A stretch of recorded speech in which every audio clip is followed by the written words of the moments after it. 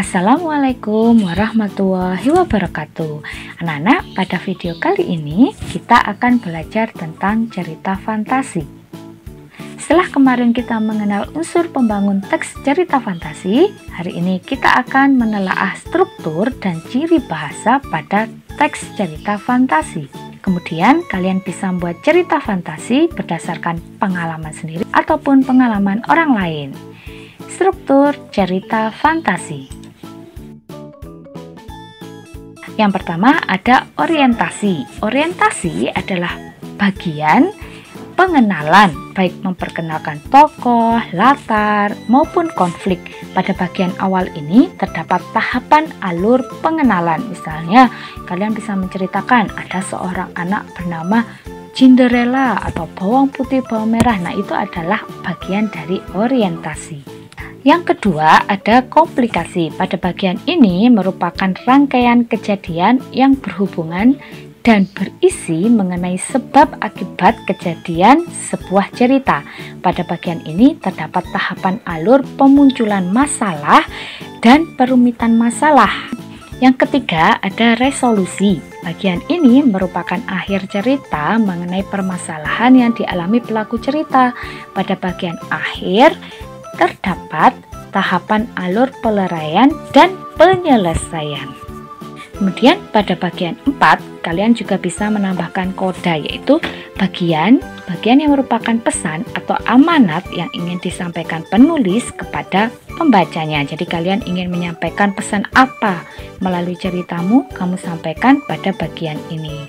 Kemudian selanjutnya kita akan belajar aspek kebahasaan cerita fantasi. Apa saja aspek kebahasaan cerita fantasi? Yang pertama ada kalimat deskriptif, yaitu kalimat yang berisi gambaran atau penjelasan terkait suatu objek secara psikis maupun fisik. Contohnya penjelasan suasana, fisik tokoh, tempat, waktu, maupun penjelasan konflik.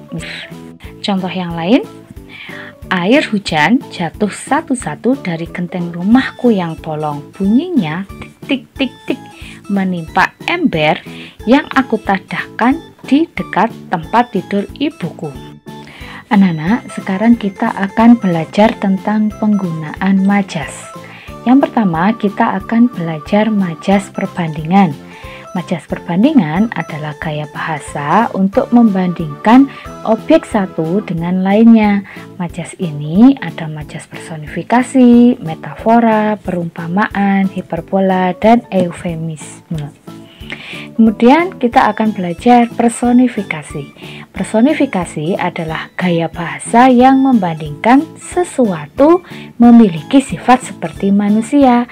Contohnya, sejak pabrik-pabrik itu mulai memeluk kampungku, kakek menjual sebagian sawah untuk pergi haji. Pabrik-pabrik itu mulai memeluk kampungku. Pabrik itu kan benda mati, tapi ini diungkapkan seperti manusia, maka itu adalah majas personifikasi. Kemudian ada majas metafora.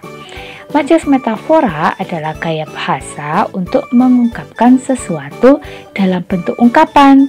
Contohnya, disinilah ibu meneteskan keringat dan membanting tulang, menyekolahkan kamu dan kedua adikku.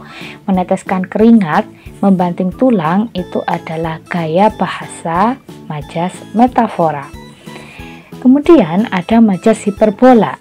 Majas hiperbola adalah gaya bahasa untuk mengungkapkan sesuatu secara berlebihan, kadang tidak masuk akal. Misalnya, darahnya mengalir menganak sungai karena tergores pisau. Kan nggak mungkin darah itu sampai mengalir seperti sungai. Maka ini merupakan contoh gaya bahasa majas hiperbola.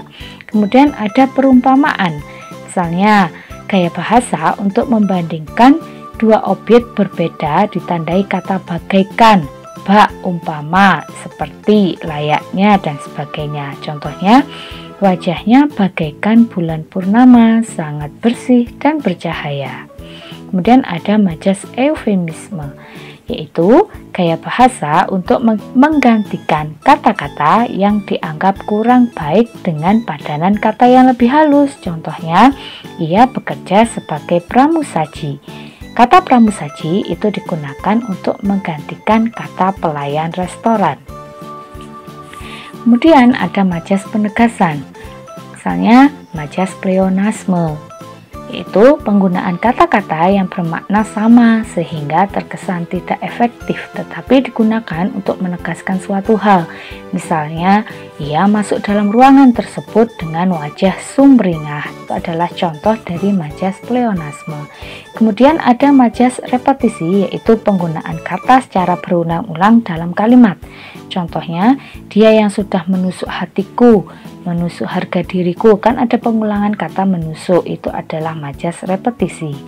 Kemudian ada majas retorika, yaitu gaya bahasa yang memberikan penegasan dalam bentuk kalimat tanya yang tidak memerlukan jawaban. Misalnya, apakah perlu kita berjuang untuk kejayaan negeri ini? Kan tidak perlu dijawab, jawabannya kan pasti perlu. Nah, itu adalah majas retorika. Kemudian ada majas tautologi, yaitu gaya bahasa yang menggunakan kata bersinonim untuk menegaskan kondisi atau ucapan. Contohnya, hidup akan terasa tentram, damai, dan bahagia jika semua saling menghargai dan menghormati. Tentram, damai, dan bahagia itu adalah kata yang bersinonim atau mempunyai makna yang sama atau hampir sama, maka itu adalah majas tautologi. Nah, kemudian kita akan belajar majas pertentangan. Pertama adalah majas litotes, yaitu ungkapan untuk merendahkan diri kita, meskipun kenyataan yang sebenarnya itu adalah kebalikan dari keadaan tersebut. Misalnya, silakan dinikmati hidangan ala kadarnya. Nah, hidangan ala kadarnya itu sebenarnya adalah hidangan yang lengkap dan mewah, tapi maksud dari penulis adalah untuk merendahkan atau agar tidak terkesan sombong, itu kita menggunakan majas litotes. Kemudian ada majas paradoks, yaitu membandingkan situasi asli atau fakta dengan situasi yang berkebalikan. Contohnya, di tengah keramaian ini aku merasa sendirian. Ramai dan sendiri itu kan saling bertentangan, maka itu adalah majas pertentangan. Kemudian ada majas antitesis, itu gaya bahasa yang memadukan pasangan kata yang artinya bertentangan. Misalnya, film tersebut disukai tua muda. Tua muda itu kan saling bertentangan, anak-anak. Baik, kita lanjutkan ya. Majas sindiran.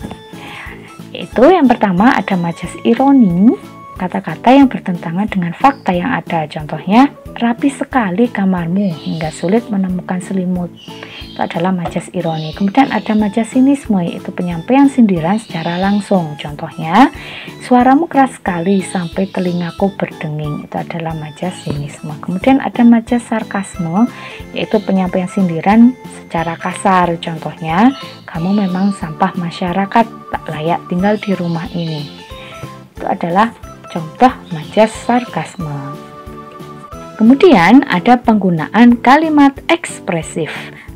Kalimat ekspresif merupakan kalimat berupa perkataan spontan yang bertujuan untuk menyampaikan pendapat, gagasan, ide, tanggapan, dan perasaan baik dalam bentuk lisan maupun tulisan. Kemudian, ciri-ciri dari kalimat ekspresif yang pertama, kata dalam kalimat bersifat emotif, imajinatif, dan personal. Yang kedua, berbentuk pertanyaan maupun seruan. Kemudian penggunaan ragam majas dan ragam bahasanya bebas, bisa formal maupun informal. Nah, kita akan belajar menulis cerita fantasi. Yang pertama, pilihlah pengalaman terbaikmu atau pengalaman orang tuamu yang berkesan ataupun pengalaman orang lain yang menurutmu menarik untuk dijadikan cerita fantasi. Kemudian tentukan tokoh, karakter tokoh, dan konfliknya. Ini cerita fantasi sehingga tokoh tidak terlalu banyak dan bisa menggunakan tokoh khayalan atau kejadian yang khayal. Buatlah kerangka cerita fantasi menggunakan rancangan tahapan alur maupun struktur yang sudah dijelaskan. Dan kembangkan kerangka cerita fantasi menjadi cerita utuh dengan memasukkan aspek-aspek kebahasaan seperti majas, kemudian kalimat ekspresif, dan lain sebagainya. Terima kasih sudah menyaksikan video ini sampai selesai. Saya akhiri, wassalamualaikum warahmatullahi wabarakatuh.